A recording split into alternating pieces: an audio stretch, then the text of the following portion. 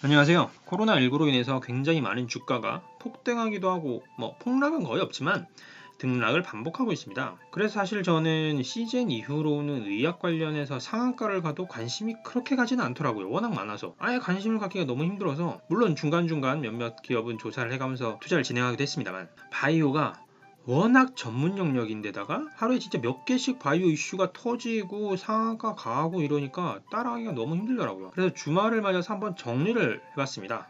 그래야 향후 이슈가 터질 때 확신을 가지고 빠르고 적극적으로 대응할 수 있을 것 같아서요. 먼저 이 보고서를 바탕으로 했습니다. 한국보건산업진흥원에서 발간된 것인데요. 먼저 이 보고서를 발간해 주신 분들에게 감사의 말씀을 전달드립니다. 굉장히 도움이 되는 부분이 많거든요. 타이틀에서 보면 알 수 있듯이 코로나19 대응을 위한 국내외 치료제와 백신에 관한 보고서입니다. 그러니까 좀 아쉬운 부분은 진단키트 이런 것에 대해서도 좀 있었으면 좋았을 텐데 이런 게 없어서 조금 아쉽긴 했습니다. 어쨌거나 이 보고서의 내용은 이처럼 있는데요. 이 보고서 자체는 굉장히 읽을만 합니다. 배경부터 시작해서 바이러스 전반에 대해서 진행 과정이나 이런 것들이 얘기가 있어가지고, 하지만 저희가 투자자로서 관심 있는 것은 이런 기업들이 가지고 있는 어떤 단계, 그리고 어떤 후보 물질 어떻게 진행하고 있는지, 그것들이 국내 기업에 어떻게 영향을 끼치는지, 이런 것들이 저희한테 가장 중요하고 필요한 사실들 아니겠습니까? 그래서 제가 이 자료를 바탕으로 제가 한번 정리를 해봤습니다. 이게 제가 정리한 자료인데요. 먼저 회색 타이틀은 해외 사례고요. 그리고 주황색 같은 타이틀이 국내 사례입니다. 그리고 각 영역에서 치료제와 백신으로 나뉘고요.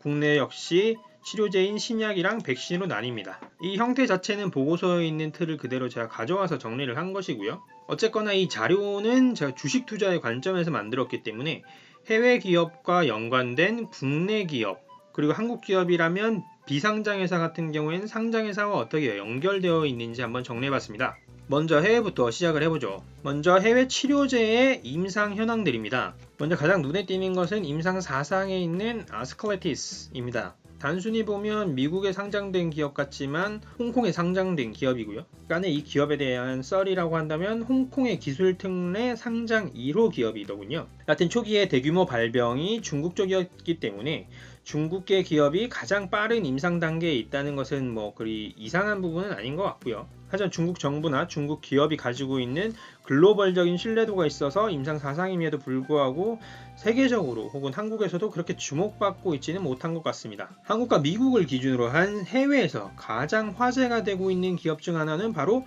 길리어드입니다.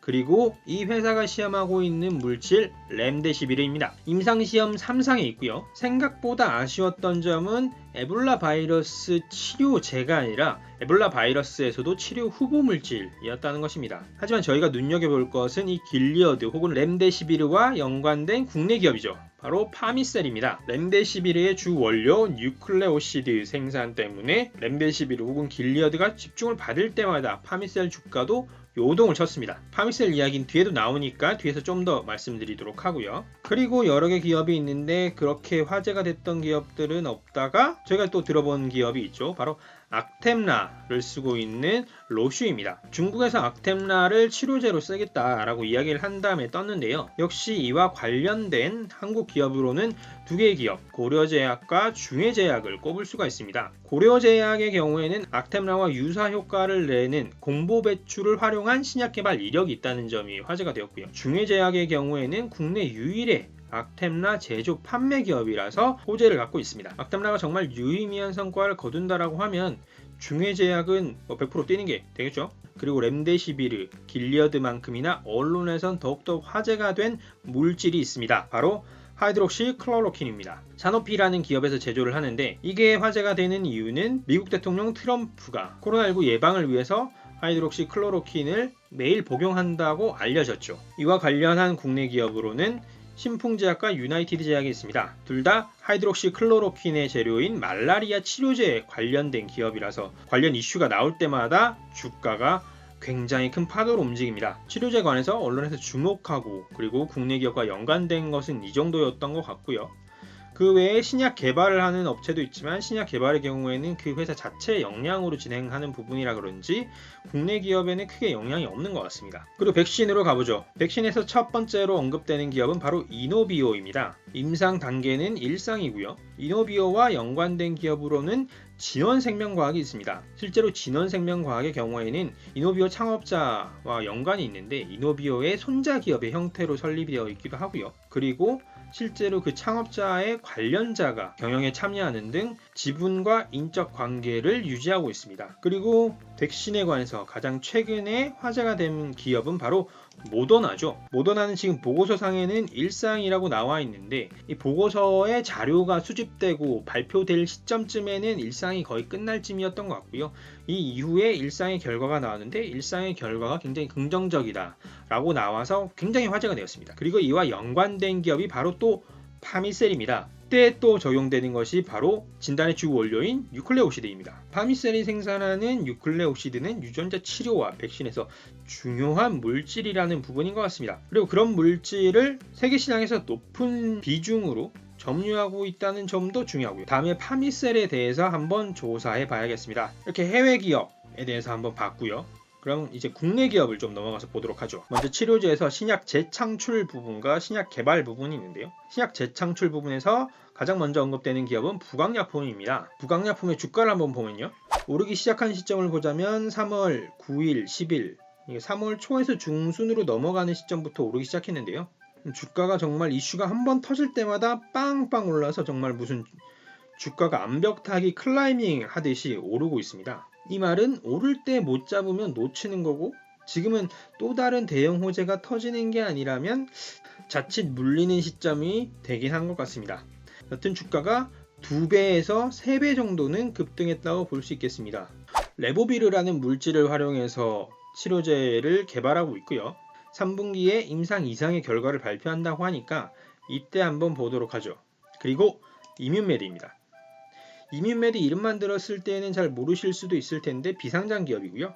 하지만 상장된 기업에서 이뮨메드의 주식을 보유하고 있어서 주주로서 영향을 받은 기업들이 있습니다.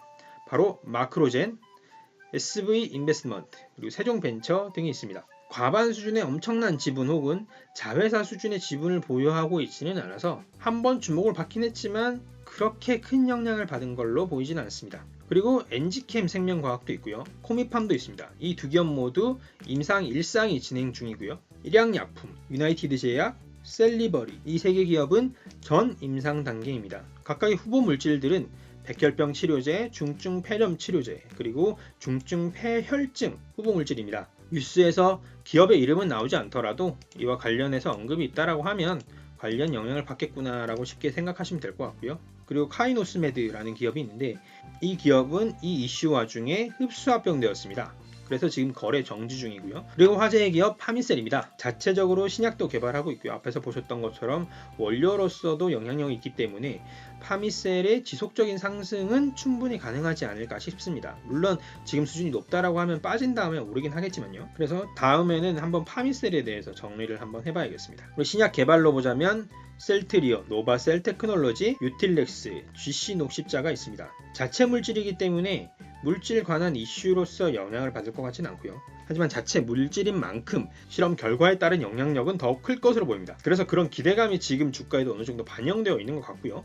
여기서 노바셀 테크놀로지 같은 경우에는 비상장 기업이고요. 가장 최대 지분을 보유하고 있는 상장 기업은 동구바이오제약입니다. 현재 약 22% 정도 가지고 있는 것으로 확인되었습니다. 투자에 참고하시길 바라고요. 이제 좀 백신을 보도록 할까요? 앞에서 말씀드린 보고서에 언급된 코로나19 백신 관련 기업은 국내에 4개가 언급되고 있습니다. SK바이오사이언스, 스마젠, 지플러스 생명과학, GC 녹십자입니다. 그 중에서 상장된 기업은 GC 녹십자가 유일합니다. 역시 바이오 대장주 셀트리온 GC 녹십자가 여러가지 역할을 하고 있음을 알 수가 있는 부분입니다. SK바이오사이언스 같은 경우에는 SK케미컬의 자회사고요. 이력을 보시면 한국 정부의 국책과제 무선 사업자로도 진행이 되었고 임상도 진행하고 있습니다.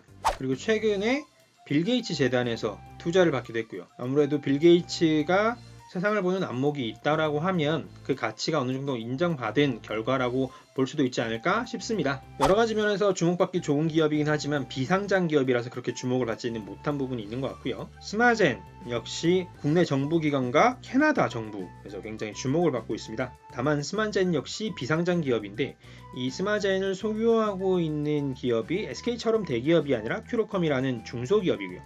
게다가 큐로컴 자체가 자생할 수 있는 사업 모델을 지금 못 가지고 있는 상태인데다가 큐로컴 자체도 굉장히 복잡한 지분관계를 가지고 있어서 스마젠의 효과가 주식시장 자체에 미치는 영향은 제한적인 것으로 보입니다. 지플러스 생명과학의 경우에는 이 역시 비상장 기업이지만 주주들이 상장 기업이 없다기보다는 몇몇 투자 회사들이 투자를 하고 있긴 한데 그것보다 대표의 지분 등 개인의 지분이 많아서 그렇게 영향이 큰 것 같지는 않고요. 사실 이 외에도 언론에 노출된 기업은 훨씬 많습니다. 조사를 진행 중에 있는데요. 보고서에 있는 기업만 언급을 하더라도 영상의 길이가 좀 될 것 같아서 다음에 제가 추가적으로 보고서 내용과 유사하게 조사를 해서 다시 한번 정리해서 여러분과 공유하도록 하겠습니다. 다음에는 새로운 내용으로 또 영상을 제작해서 함께 공유해 보도록 하겠습니다. 감사합니다.